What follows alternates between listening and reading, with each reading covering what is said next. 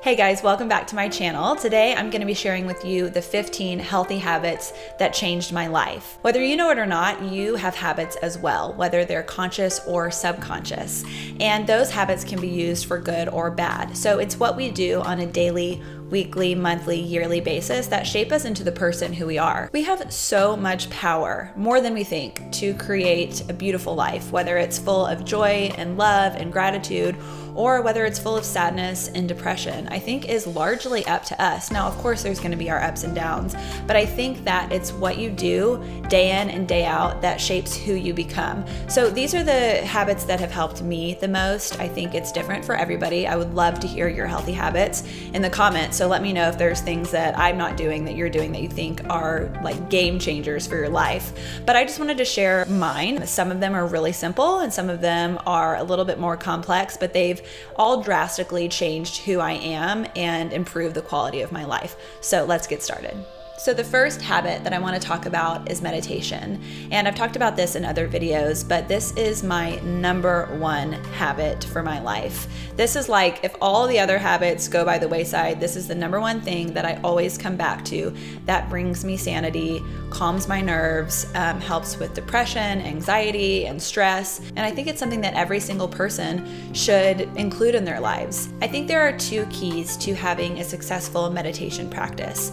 The first one is scheduling in the time. So I find that it helps if you schedule the same time every single day to do your meditation at a time that works for you. So whether that's right when you get up in the morning, whether it's after your kids go to school, or whether it's at nighttime before you go to bed, I think if you do it at the same time every single day, it really sets you up for success. The second thing is to download a great meditation app. Now I've talked about One Giant Mind before. That's the app that I've used for a really long time. I tried lots of different meditation apps and it is by far the best. It guides you into the meditation, then you're silent for a while, and then it guides you out of the meditation. So it's a really, really great platform to do meditation with. Lately though, I have been using Dr. Joe Dispenza's guided meditation called The Blessing of the Energy Centers. Now I'm using this for a really specific purpose, and that is to heal my body. And so I've committed to doing it every single day. And I really, really like it so far. But I think the key is just finding something that works for you.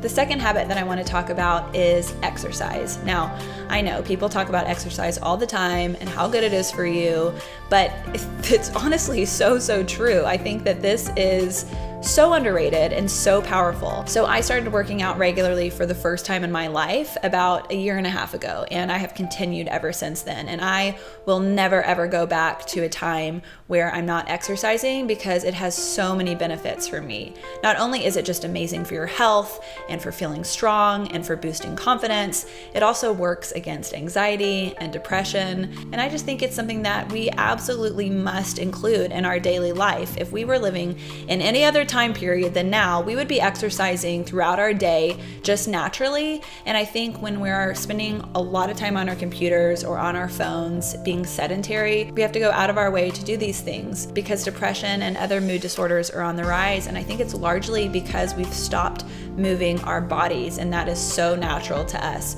So I would highly encourage you to find some type of exercise that you love and that can literally be anything and stick to it. Similarly to the meditation, at least try starting with 3 days a week and just see how you feel. The third habit is to make your bed every single morning as soon as you wake up. And it may seem inconsequential, but I think making your bed first thing in the morning sets you up to feel in control of your day and like you've got this and you're just awake and ready to take on the day. So the fourth habit is walking. And I think walking is like the cure-all in life. And I think it's because it combines two really powerful things, and that is nature and deep breathing. I notice a huge difference when I'm not walking regularly. So this past month in February has just been so rainy and I haven't been able to get outside nearly as much as I want. And to be honest, I can tell a really big difference. I feel more depressed. I feel like I'm cooped up, and I just think getting outside like I have been able to the last couple of days, because as you can see, it's sunny now, I feel like a completely different person. And if you're not walking regularly, get out of your house, go on a walk right now, stop this video and go outside, and I promise it will make your day a million times better. So the fifth thing that I want to talk about is reading. One of my goals this year is to read 2 books every single month. And to be honest with you, the last few years I haven't done a lot of reading at all. And I recently, like in the last half of this past year, started reading again. And it's one of those things where I'm like, why wasn't I doing this for so long? And why was I avoiding reading? Because honestly, reading truly changes your life. And I know there's that saying that like readers are leaders, but I really do think it's so important for your brain health to constantly grow and develop as a human being and as a person. And I think it can be anything, whether it's fiction or nonfiction. I tend to read a lot of nonfiction stuff relating around health and mindset because that's just what interests me. But I think that reading is the best way to stimulate your brain. I think it gives you better relationships because you can have better conversations with the people around you. I think having a book club is an awesome way to connect with friends. And I just think it's an all-around awesome habit to have if you want to be smarter and happier. So number 6 is breathing. So I just want you to stop for a second, close your eyes, and take a big, deep inhale and exhale.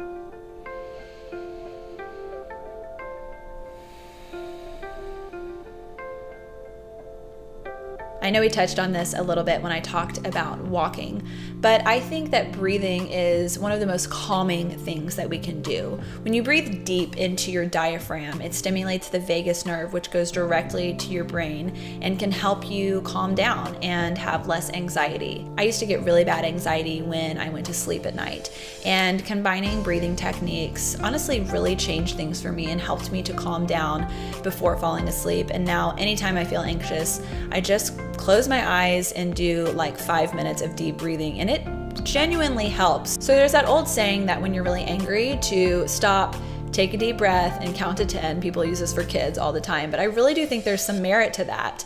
Smokers go outside for 7 minutes and smoke a cigarette when they're really stressed, and afterwards they feel a lot better.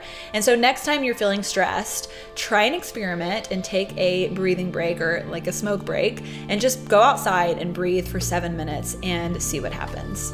Number 7 is to use a planner. If you are overwhelmed with to-do lists and tasks throughout your day or appointments, this is massive. I use the Full Focus Planner and it has drastically changed my days. At the beginning of the week, I do a weekly preview. I plan out my whole week and I know exactly what my objectives are. I fill in every single day what I'm gonna do each day, and it makes me feel so much more in control of my life. Otherwise, I just have like a constant ongoing to-do list that feels like it's never ending. The Full Focus Planner in particular has you focus on just 3 tasks every single day that are your big 3, that if you get those done, you've completed all that you need to, and then you can do some other tasks as time allows. But changing up the way that I structure my days just by focusing on these top 3 things has really made a big difference in feeling accomplished at the end of the day and not ending the day feeling really overwhelmed and like there's still a million things to do. I would highly recommend looking into this planner. If there's a different planner that works better for you, awesome. But I think structure is the mother of productivity. Number 8 is music. And I know that's a really broad category, but I really do think music is so amazing to include in your daily life. A couple ways that I've used it is, number 1, when I cook. I have made it a habit to put on really awesome music while I cook, and it makes a huge difference. I'm not one of those people who just naturally loves cooking, and so I kind of have to create an ambiance to get myself excited about it. And having awesome music on really, really changes my mental state so that when I'm cooking, I'm in a great mood, I'm infusing that love right into the food, and it just makes the experience a lot more enjoyable. Another way that I use music is to put it on first thing when I wake up in the morning to kind of snap myself out of that sleepy state. This is a harder one because it requires you to do something that maybe you don't want to do. In the morning, you might think that you really like the quiet and you don't want anyone to talk to you and you don't want any music on, which I totally get. But I think you should just experiment and try putting on some really awesome upbeat music, or it can be something really calming and beautiful, especially if you find that you have a hard time getting going in the morning. I think music can make a big difference. Number 9 is to unfollow anyone who makes you feel like you're not good enough. Now, this requires you to get really honest with yourself and to have some real talk, because I think there's a little bit of a gray area between inspiration and actually feeling like crap. So let's just use the example of a fitness professional on Instagram. Now, you can look at these people and feel super inspired to go out there and crush a workout and get ideas for different things to do. And it can also be a source of massive insecurity because you're seeing these people in very little clothing. They've got their six pack, they've got their booty, and they just look amazing, right?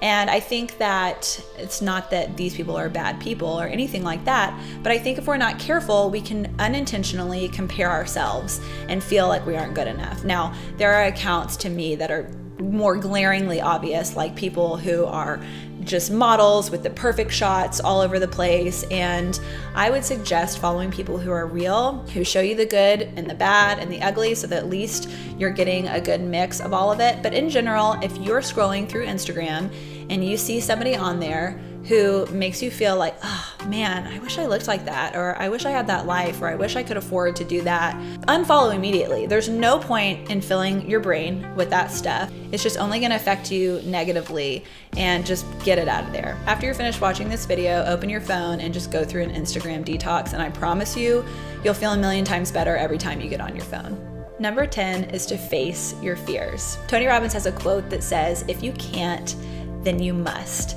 And I try to live my life by this, and it's very difficult and it requires a lot of you, but I think that when you face your fears and move past them, this is where the most growth happens in life.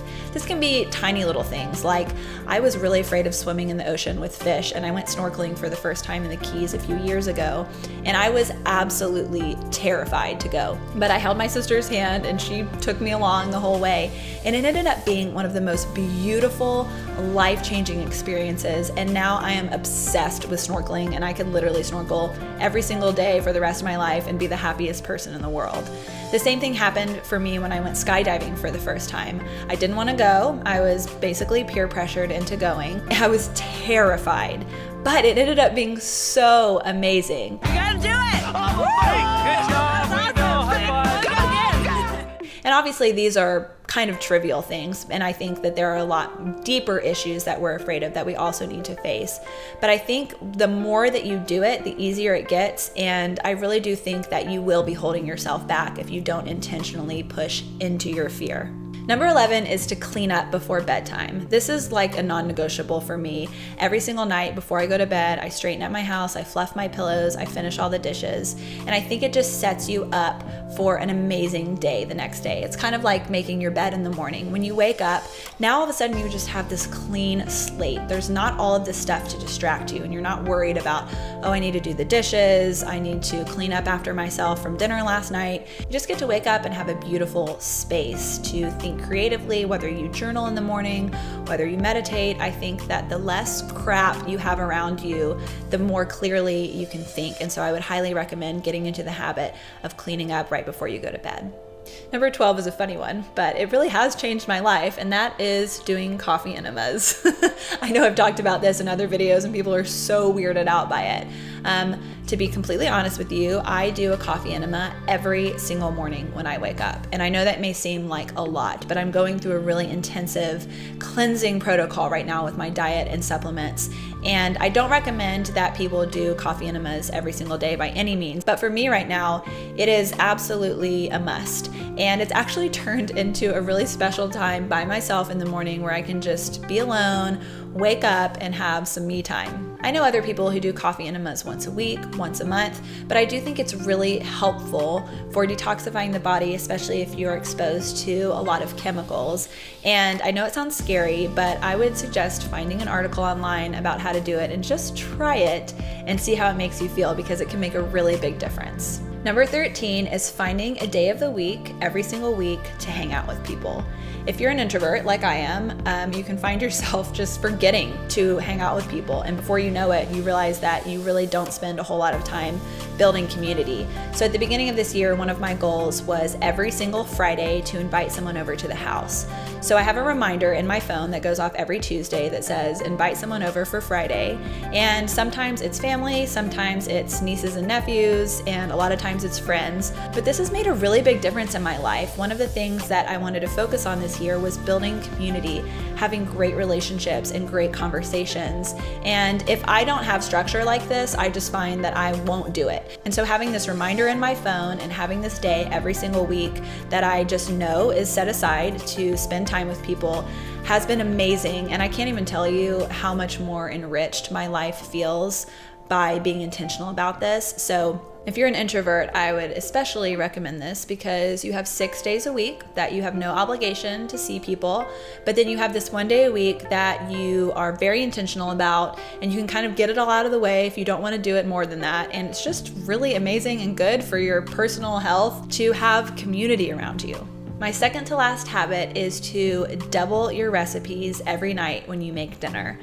I find that because I cook at home all the time, it can get really overwhelming to feel like I have to cook breakfast, lunch, and dinner every single day. So one of the things that I do without question is I double my dinners and then I eat that for lunch the next day. This keeps me from eating the same leftovers for the whole day. It keeps me from meal prepping where I'm just eating like the same thing over and over and over again. I know that I have a dinner, the next day I have it for lunch, and then I don't have to eat it again. And honestly, this has been huge for me. I also make my breakfasts in batches. And then really all I'm doing on a daily basis is cooking dinner, and everything else is taken care of, and it is a huge help. Last but not least is to fill your house with live plants. I am a plant person, I'll go ahead and admit it, but I just think plants make a house feel like a home. They make it happy. They bring life, literally, to your house.